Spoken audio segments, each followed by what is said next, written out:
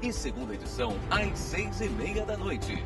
De segunda a sexta, aqui na TV Justiça.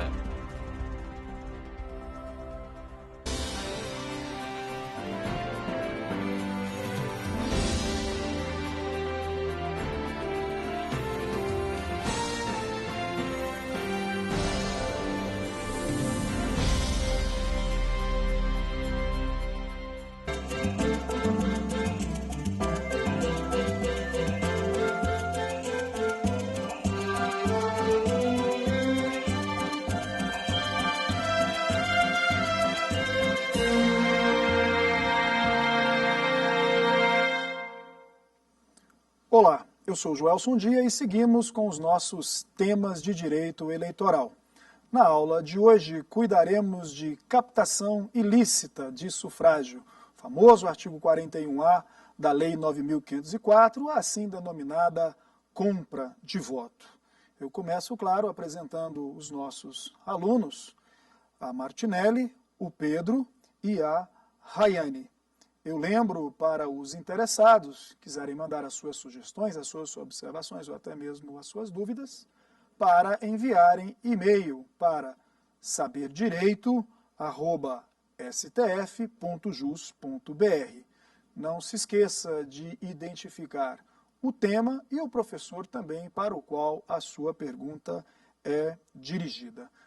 Na nossa última aula, tratamos da arrecadação e gastos em campanhas eleitorais. Vimos como é importante que a legislação defina mesmo critérios, regras, para que, sobretudo, o eleitor, o maior interessado, o protagonista verdadeiro do processo eleitoral, possa acompanhar com a mais absoluta transparência os gastos que realizam os candidatos, os partidos. Na aula de hoje, o nosso tema é de fundamental importância.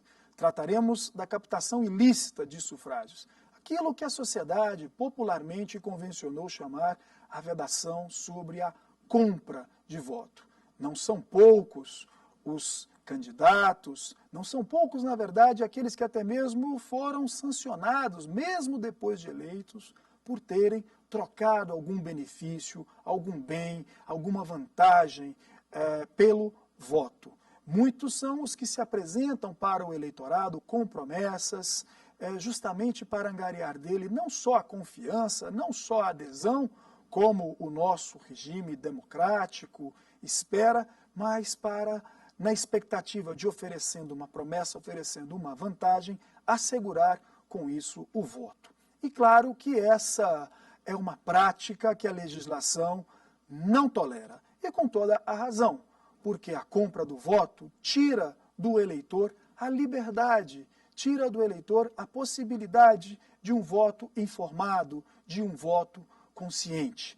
É claro que pensamos as nossas instituições, pensamos os nossos sistemas político, eleitoral, justamente na perspectiva de que a campanha resulte no convencimento do eleitor, da eleitora, pelas ideias, pelos programas, pelas propostas dos candidatos dos partidos. Mas, lamentavelmente, não é isso que, em muitas das vezes, vimos. Não são poucos os candidatos, aqueles que militam em favor de uma determinada campanha, se apresentam ao eleitorado oferecendo bens, oferecendo vantagens. E, lamentavelmente, também não são poucos os eleitores que se deixam levar por essas promessas, levar por essas ofertas. São telhas, são materiais de construção, cimento, vantagens outras, cestas básicas, até mesmo dinheiro.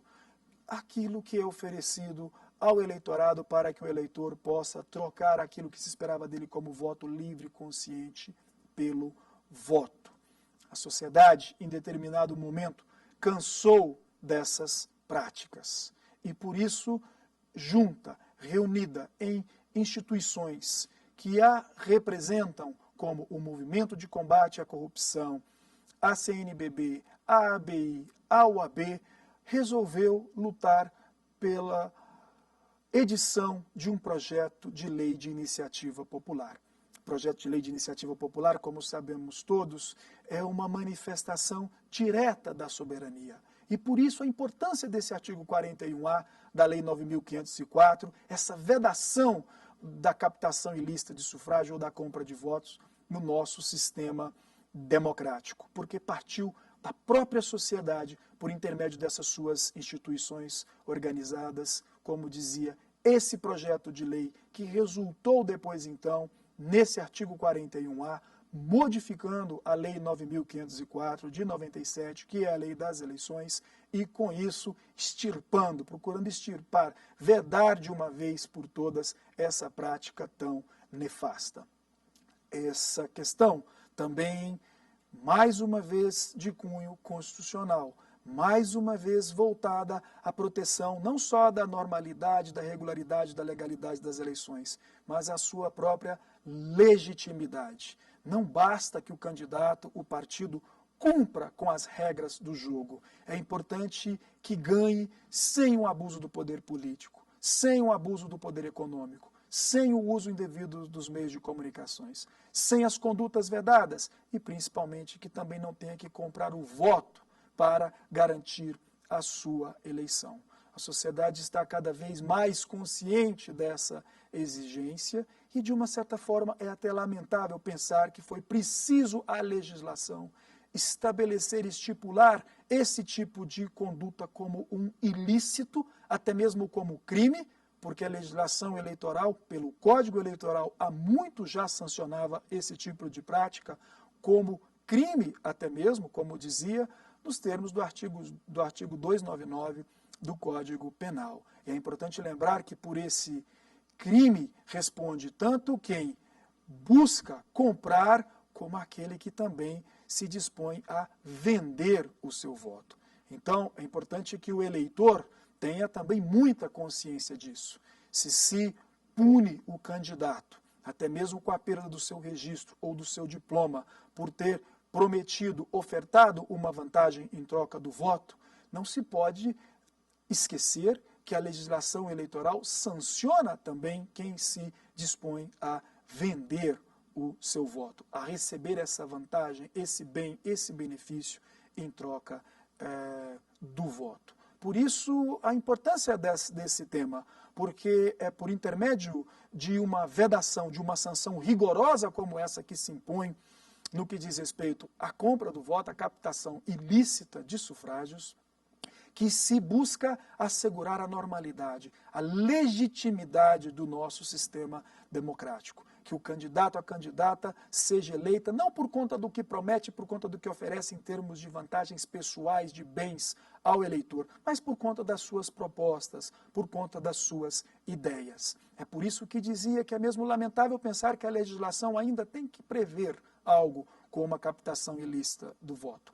É importante que preveja, é necessário mesmo porque aquele que incorrer em tal prática já sabe de antemão a quais sanções estará sujeito, mas é importante, talvez, que o próprio eleitor também saiba, e bastaria essa sua manifestação, que com o seu voto, o eleitor, a eleitora consegue tirar da política, estipar da política o candidato, candidata que se proponha a tal prática. Bastaria o eleitor ouvir tal proposta, ouvir tal sugestão para dizer: não voto nesse candidato, não voto nessa candidata. E, claro, usar aí do partido adversário, usar aí do Ministério Público para levar ao conhecimento da Justiça Eleitoral essa prática tão deletéria que macula, que envergonha mesmo a nossa democracia.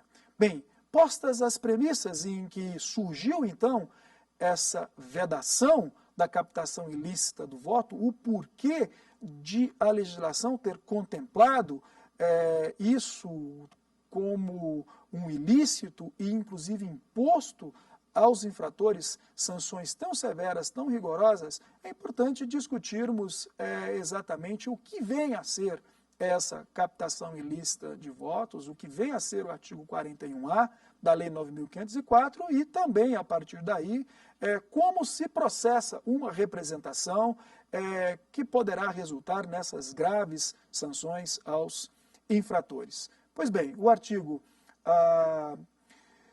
41A está na Lei 9.504 e é justamente essa, e tem como tipo a conduta de doar, oferecer, prometer ou entregar ao eleitor, com o fim de lhe obter o voto, bem, vantagem pessoal de qualquer natureza, inclusive emprego ou função pública, desde o registro da candidatura até o dia da eleição. Ou seja, a conduta não é somente de já ter entregue, já ter propiciado um determinado bem, uma determinada vantagem, mas, na verdade, a simples promessa de um cargo, de um emprego, por exemplo, ou de um determinado bem, de uma determinada vantagem, já leva à configuração dessa captação ilícita de sufrágio.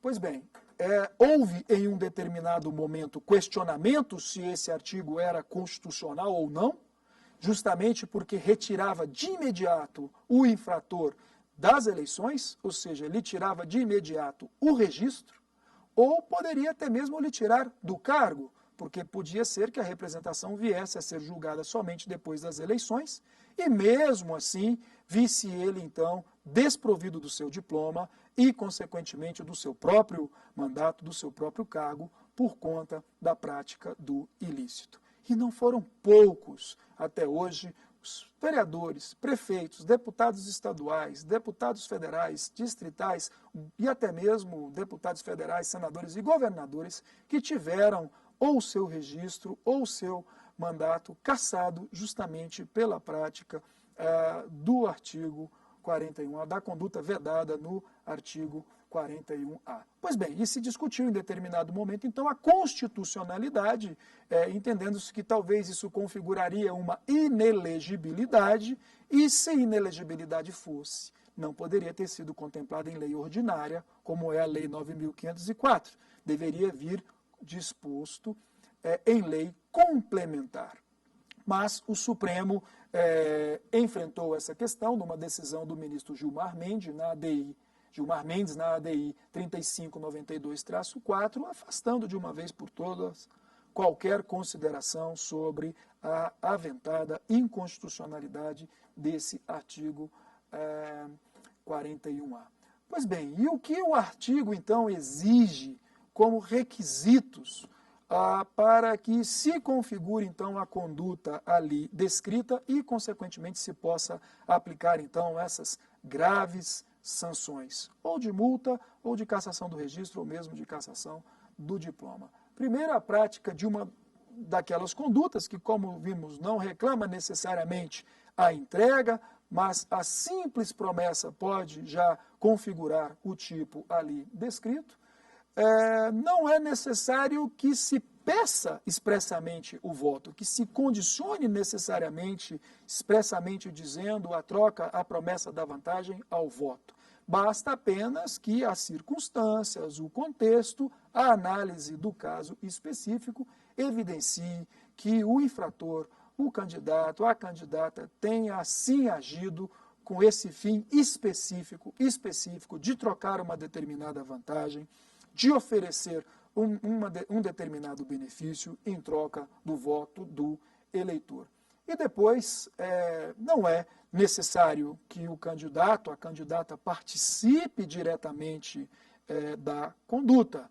Pode até ser que o próprio candidato, a própria candidata, faça a promessa, faça a oferta. Mas o que se tem, e muitas das vezes, são os militantes da sua campanha, são os que lhe são mais próximos, são os seus cabos eleitorais a engendrar verdadeiro sistema de compra de votos, tudo em seu nome, tudo em seu benefício. É por isso que a Justiça Eleitoral já avançou muito na sua jurisprudência também para considerar a participação direta ou indireta, para considerar a possibilidade de o candidato, a candidata ter sido, por exemplo, o autor intelectual daquele ilícito, ou mesmo que ele tenha tido apenas o conhecimento, tenha